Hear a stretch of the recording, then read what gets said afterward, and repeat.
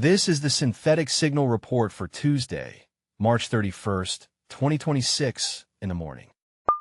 Today's analysis examines the policy reversal at GitHub following intense developer backlash over Copilot advertisements and a major €1 billion investment in a hybrid energy project in Romania.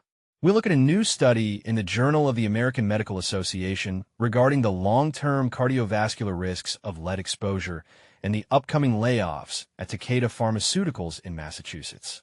This report also covers a new quadratic quantum gravity framework from the University of Waterloo and a comparative evaluation of small language models in customer service. Finally, we analyze the compromise of the Axios library on the NPM registry and the ongoing exploitation of vulnerabilities in Citrix Net-Scaler.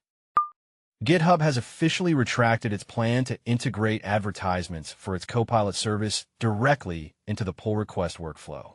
This decision follows a period of significant community backlash on platforms like Hacker News and Reddit. Users reported that the system was injecting promotional content into the collaborative spaces where developers review code. The primary concern among the technical community was that these pull request ads disrupted focused workflows and compromised the professional utility of the platform. The reversal is an update to previous efforts by Microsoft-owned GitHub to monetize the visibility of its artificial intelligence tools within the software development lifecycle. Analysis of the community response shows that developers viewed the ads as an encroachment on the quiet areas of the repository. While GitHub initially defended the practice as a way to surface helpful features, the sheer volume of negative feedback forced a retreat. This event highlights a growing tension between the aggressive push for AI product adoption and the preservation of developer-centric, distraction-free environments. A major Chinese energy group is preparing a €1 billion investment in the Timis region of Romania. This initiative is being described as the largest hybrid energy project in Europe. The facility is designed to integrate wind power, solar energy, and large-scale battery storage into a single operational framework. This project reflects a strategic move toward physical energy independence and grid stability in Eastern Europe. By combining multiple renewable sources with storage capacity, the Timis facility aims to mitigate the intermittency issues typically associated with solar and wind power. The scale of the investment suggests a long-term commitment to the Romanian energy market, focusing on the technical integration of diverse generation technologies. This development is expected to serve as a blueprint for future utility-scale hybrid projects across the continent. A new study published in the Journal of the American Medical Association warns that lead exposure continues to raise the risk of heart disease decades after the initial contact.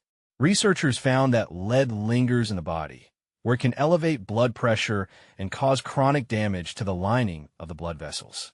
This damage significantly increases the risk of heart attack and other cardiovascular complications in older adults, even if their recent blood lead levels appear low. The study highlights that past environmental exposure remains a latent health threat that requires long-term clinical monitoring. Simultaneously, the biopharmaceutical sector in Massachusetts is facing a significant contraction. Takeda Pharmaceuticals, the largest employer in the state's life sciences sector, has announced it will lay off nearly 250 workers in Cambridge. These job cuts are scheduled to begin in July. This move is part of a broader trend of restructuring within the pharmaceutical industry as major companies attempt to optimize their workforces in the face of shifting market demands and expiring patents. Researchers at the University of Waterloo have introduced a new framework called Quadratic quantum gravity. This model attempts to reshape our understanding of the Big Bang and the early expansion of the universe.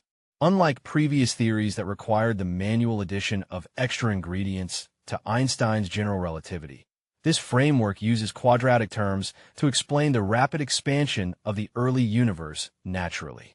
This is a grounded, analytical advancement because it makes testable predictions.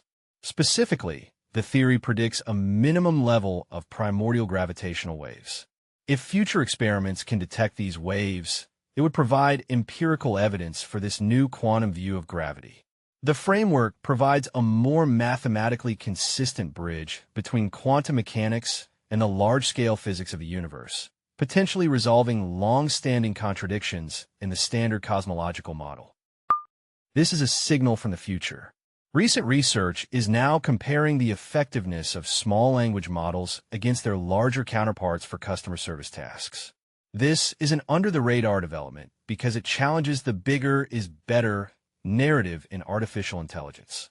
The study indicates that when provided with summarized context, small language models can handle multi-turn question answering with high efficiency and lower computational costs. Under-the-radar research in biology is also utilizing generative diffusion frameworks to improve gene expression prediction in spatial transcriptomics. This technology helps researchers analyze molecular profiles within intact tissue, even when experimental data is scarce. By using adaptive generative frameworks, scientists can fill in the gaps of data-limited tissue samples, enabling more precise histological analysis. These advancements suggest a shift towards specialized, efficient models that prioritize factual accuracy and resource management over raw parameter scale. The community is currently reacting to a major supply chain attack on the Axios library. An attacker compromised the NPM account of a lead maintainer and published malicious versions of the library. These versions were designed to deploy a cross-platform remote access Trojan. Incident response teams are advising developers to verify their dependency trees and revert to clean versions immediately.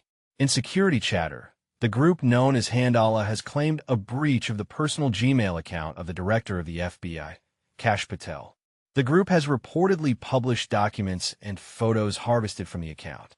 This serves as a reminder that personal accounts of senior officials remain high-priority targets for nation-state actors. The community is also tracking a critical supply chain vulnerability in Trivi. Attackers reportedly injected malicious code into the release pipeline using a stolen GitHub Actions token. Users are urged to verify image digests and update to a clean release. On a more positive note, the inventors of quantum cryptography have been awarded the Turing Award, recognizing their foundational work in secure communication. In the tool space, keep an eye on SAS Skills, a new collection of agent skills that transform AI coding assistants into static security scanners. Finally, the ransomware group Genesis has posted a high volume of new strikes, including Catalyst Learning Company and several health organizations. This concludes the Synthetic Signal report for Tuesday.